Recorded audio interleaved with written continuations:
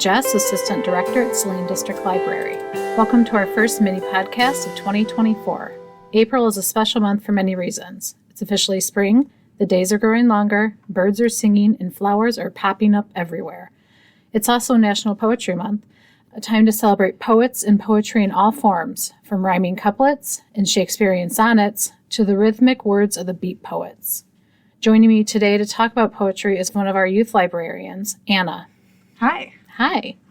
Anna, what do you find fascinating about poetry? That's a really hard question to answer. But there is a song that I think really sums up one of the things that I love about poetry, and the line I'm thinking of is, "I'm in love with silence and sound." That's poetry, and then you put it to music, and it makes it even more. Yes. But I think poetry in general, over my time studying creative writing in college and things like that, really has this romance with language and with sounds and with how words relate to each other that even in the best novels or nonfiction or any other kind of writing, you don't get the same qualities of. So do you have any favorite poems or any favorite poets? That's also a very hard question. I actually learned a lot of poetry for my high school quiz bowl team. I was the literature expert on the team, and I did varsity for 4 years, so I learned kind of a lot. From that time, I think one of my favorite poems is The Road Not Taken by Robert Frost. Okay.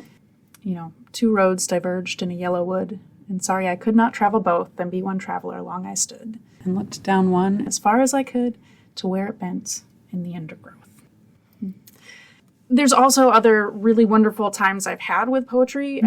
Sometime in the mid-2000s, I had the opportunity to see Ernie Harwell, the voice of the Tigers, perform Casey at the Bat with one of the bands at the University of Michigan. Very cool. You know, for a more than 100-year-old poem, that really has lived a very full life. There's other lines, you know, the love song of J. Alfred Prufrock. This is one of my favorites. Yeah. Yep. Do you know the line? I want to hear you say it because. I have heard the mermaids singing each to each. Okay. Yeah, that one's not one of my favorites, but it's a very good line. Okay, so are you planning on reading anything new for Poetry Month?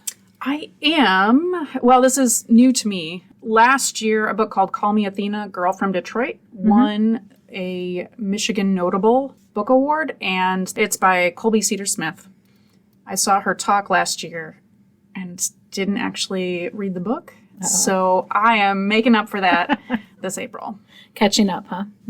So that's a novel in verse, correct? Yes. Okay, so if you are interested in learning more about novels in verse, join us next week where we will talk to Anna and Jasmine, our youth assistant, and we will dive deeper into that form of literature.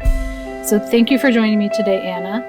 If you want to hear more recommendations and learn more about poetry, join me every Friday in April for our Poetry Month mini podcast. And happy reading.